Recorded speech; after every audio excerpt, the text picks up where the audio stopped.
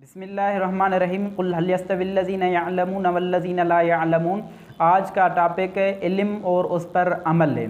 इल्म ये अल्लाह तबारक ताला की बड़ी नेमत है जिसके ज़रिए इंसान अल्लाह तबारक ताला की मार्फत जल्दी में हासिल कर सकता है। और इल्म ऐसा ज़ेवर है जिसको इंसान की तीसरी आँख से भी ताबीर किया जाता है। और इल्म को अल्लाह रब्बुल इज़्ज़त ने अमल पर फ़ोक़ियत दी है, यानि अमल इल्म का मोहताज है लेकिन इल्म अमल का मोहताज नहीं है। जिस तरह हम नमाज उस वक्त पढ़ सकेंगे जब हमें उस नमाज का इल्म होगा, कार तब चलाएंगे जब उसका हमें पहले इल्म होगा, कपड़ा उस वक्त सिलाई कर सकेंगे जब हमें पहले उसका इल्म होगा। मालूम हुआ कि इल्म जो है वो किसी का मोहताज नहीं है लेकिन अमल जो है वो इल्म का मोहताज है।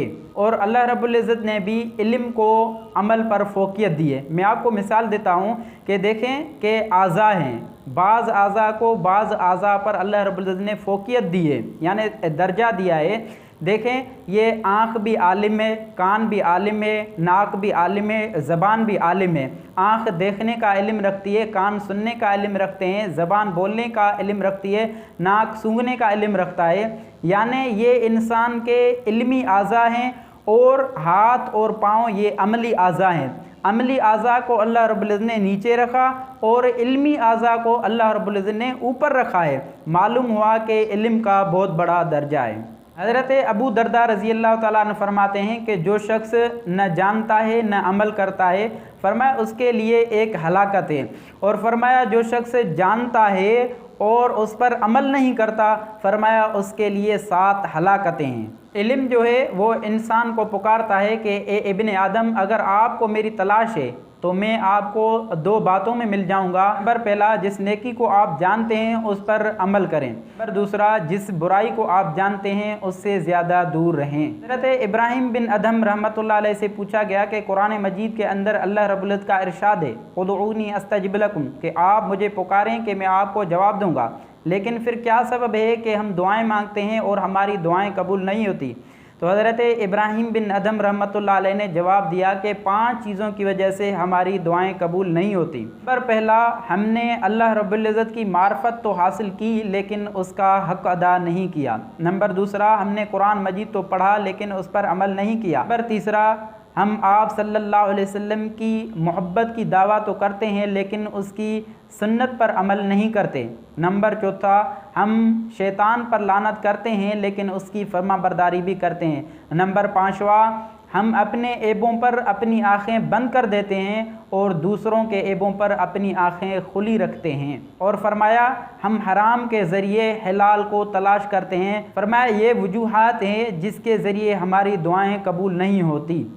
हज़रत अब्दुर्रहमान बिन गनम रज़ी अल्लाह ताला अन्हु फरमाते हैं कि हम एक मरतबा मस्जिद कुबा में बैठे थे और अमली मुज़ाकरा हो रहा था, इस हाल में कि आप सल्लल्लाहु अलैहि वसल्लम तशरीफ़ लाए और आप सल्लल्लाहु अलैहि वसल्लम ने देखकर मुस्कराया और फरमाया कि जितना चाहो इल्म सीखो लेकिन इल्म तब फ़ायदा देगा जब इस पर अमल करोगे। हज़रत अब्दुल्लाह बिन मसूद रज़ी अल्लाह ताला का कौल है कि बातें बनाना सबको आती है लेकिन अच्छा वो शख्स है जिसका कौल भी अच्छा हो और उसका फ़ेल भी अच्छा हो। हज़रत अबू दरदा रज़ी अल्लाह ताला अन्हु फरमाते हैं कि आदमी मुत्तकी उस वक्त तक नहीं हो सकता जब तक आलिम न हो। फरमाया इल्म तब नफ़ा देगा जब उस पर अमल किया जाए। हज़रत ज़ैनुल आबदीन फरमाते हैं कि हज़रत हुसैन बिन अली रज़ी अल्लाह ताला अन्हु की अंगूठी पर लिखा हुआ था, सख्ती से इल्म पर अमल करो।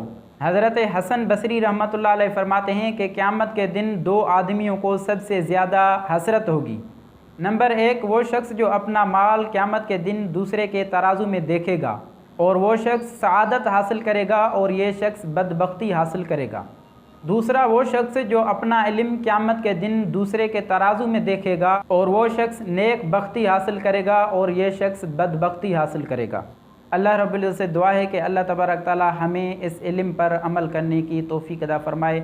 वमा अलैना इल्लल बलाग। जज़ाकुमुल्लाह खैरा व अहसनल जज़ा।